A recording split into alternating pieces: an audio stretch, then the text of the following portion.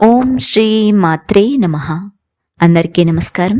ఈరోజు ఈ వీడియోలో మనం తీరని కోర్కెలను తీర్చి ఇష్ట సంపదలు మరియు అష్టైశ్వర్యాలను ప్రసాదించే శ్రీ ఇష్టకామేశ్వరి స్తోత్రాన్ని, ఈ స్తోత్రం యొక్క అర్థాన్ని, ఈ స్తోత్రాన్ని పఠించడం ద్వారా పొందే ప్రతిఫలాన్ని తెలుసుకుందాం.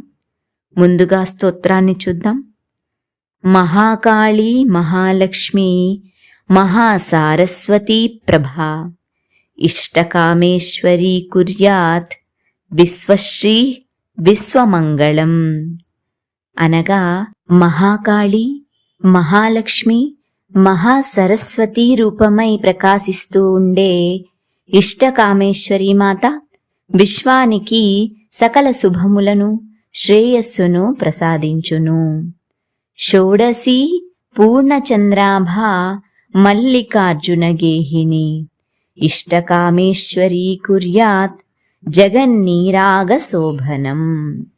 అనగా షోడశీ రూపములో నిండు చంద్రుని వలె ప్రకాశిస్తూ మల్లికార్జునుని గృహంలో ఉండే ఇష్టకామేశ్వరీ మాత జగత్తును రోగాలు లేకుండా శోభాయమానముగా చేయుగాక.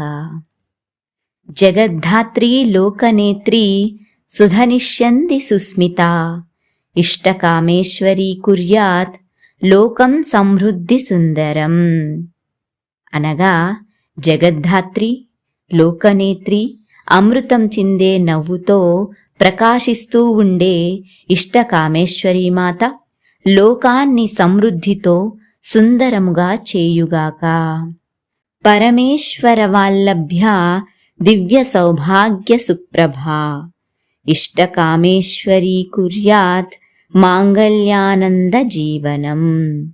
అనగా పరమేశ్వరునికి అత్యంత ప్రియమైన, ప్రీతిపాత్రమైన, దివ్య సౌభాగ్యముతో ప్రకాశిస్తూ ఇష్టకామేశ్వరీ మాత శుభప్రదమైన, ఆనందమైన జీవితాన్ని ప్రసాదించుగాక. ఇప్పుడు ఈ స్తోత్రాన్ని పఠించడం ద్వారా పొందే ప్రతిఫలాన్ని తెలుసుకుందాం. ఈ ఇష్టకామేశ్వరీ మాత స్తోత్రాన్ని ప్రతినిత్యం శ్రద్ధాభక్తులతో పఠించుట ద్వారా ఇష్టమైన మరియు కష్టమైన కోరికలన్నీ తీరును, బాధలన్నీ తొలగును. అమ్మవారి అనుగ్రహంతో దారిద్ర్యాలన్నీ తీరి సకల సంపదలు పొందెదరు. ఓం శ్రీ మాత్రే నమః.